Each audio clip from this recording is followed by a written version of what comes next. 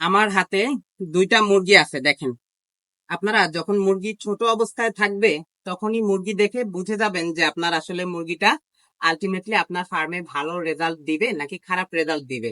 এটা আসলে বোঝার অনেকগুলা ক্রাইটেরিয়া আছে। অনেক খামারিরা হয়তো আছেন যে আপনারা ভালো বুঝেন, তো যারা বুঝেন কম তাদের জন্য বলতেছি।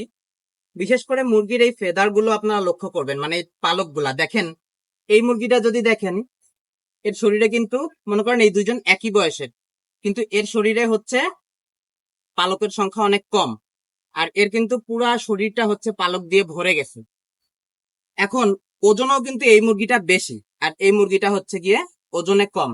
তো যে মুরগিটা আসলে বাচ্চার কোয়ালিটি ভালো বা বাড়বে ভালো, ওই মুরগিটার শরীরে কিন্তু এই যে পালক এত দ্রুত হচ্ছে এরকম ভরে যাবে না, এটার মতো এত এই বয়সে এত ঘন হয়ে যাবে না। এই যে দেখেন দেশি মুরগি টাইপের দেখা যাচ্ছে, এই জিনিসটা হবে না। যে মুরগিটা ভালো বাড়বে ওর শরীরে এই পালকটা অনেক দেরিতেই থাকবে, এবং দেখবেন মুরগি রেডি হয়ে যাওয়ার সময় সাধারণত ব্রয়লার মুরগির বৈশিষ্ট্য কিন্তু শরীরে পালকের পরিমাণ কম থাকে। মুরগি রেডি হয়ে গেলেও ওই পালকের পরিমাণ কমই থাকবে। এরকম বেশি পালন হলে এই মুরগিটা কিন্তু আপনাকে ভালো ফলন দিবে না। এখন এই যে একটা জিনিস দেখাই, এদিকে আপনারা একটু দেখলে বুঝবেন, এই মুরগিটা কিন্তু সাইজ ছোট, কিন্তু তারপরেও এই মুরগিটা কিন্তু ভালো হবে, রেজাল্ট ভালো দিবে। আরো একটা দেখাই, এই যে মুরগিটা দাঁড়ায় আছে দেখেন, এর শরীরে পালক কম, কিন্তু এই যে মুরগিটা দাঁড়ায় আছে এই যে চুলকাচ্ছে, এর কিন্তু শরীরে পালকের সংখ্যা বেশি। বুঝতে পারছেন?